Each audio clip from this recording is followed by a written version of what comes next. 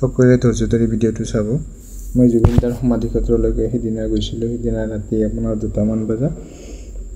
তো 2টা বজাত যাই চাওঁ এনেকুৱা অৱস্থা যে মানুহৰ কিমান ভাল পোৱা থাকিলে মানুহ ৰাতি 2টা বজাতে ইমান ভিৰ কৰিব পাৰে।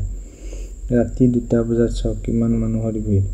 এই মানুহখিনি চাওক, এইটো হ'ল জুবিনদাৰ সমাধি ক্ষেত্ৰ। মই আপোনালোকক দেখাই আছোঁ। একবাৰেই গৈ আছোঁ এইফালেদি। আমাৰ হিয়াৰামতি জুবিনদা সকলোৰে মৰমৰ। চাওক ৰাতি 2টা বজাতো পুলিচ, CRPF, আৰ্মি মানুহখিনিয়ে তাতে ডিউটি কৰি আছে। আৰু যিহেতু সোণাপুৰ কমাৰকুছিত হাইৱেৰ কাষতে, তো ৰাতি 2টা বজাতো মানুহখিনি অহা যোৱা কৰাৰ সময়ত গাড়ীৰ পৰা নামি অলপ চাই গৈছে আমাৰ হিয়াৰামতি জুবিনদাৰ সমাধি ক্ষেত্ৰখন। চাওক কিমান মানুহ। ইয়াতে জুবিনদাক জুই লগোৱা গৈছিলে। এইখিনিত দেখাই আছোঁ ঘূৰাই মই। কিন্তু এইটো হ'ল জুবিনদাৰ সমাধি ক্ষেত্ৰ। এইটো সমাধি ক্ষেত্ৰ বনাব। চাওক, না হিন্দু না মুছলিম কোনো মানুহৰে এখেতে বেয়া পোৱা নাছিল। চবকে একেলগ কৰি ৰাখিব বিচাৰিছিল আৰু সেই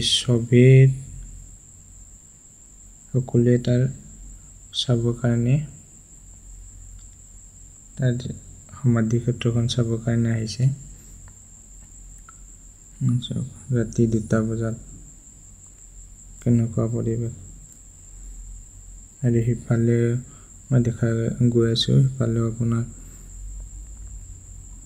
চাকি জ্বলাই আছে মানুহখিনি। কিমান মানুহ চাওক। কিন্তু ৰাতি 2টা বজাৰ পৰিৱেশ। এটা কথা মনত ৰাখিব, ৰাতি 2টা বজাৰ পৰিৱেশ। জুবিনদাই বিচৰা অসমখন যাতে আমি গঢ়িব পাৰোঁ, তাৰ কাৰণে সকলোৱে একেলগে থকাৰ কাৰণে চেষ্টা কৰিব। জুবিনদাই বিচাৰিছিলে হিন্দু, মুছলিম, খ্ৰীষ্টান আমি চবেই একেলগে মিলি থাকিব লাগে। আমি যাতে চবেই একেলগে মিলি থাকিব পাৰোঁ, জুবিনদাৰ অসমখন যাতে আমি গঢ়ি দিব পাৰোঁ, তাৰে চেষ্টা কৰিব সকলোৱে।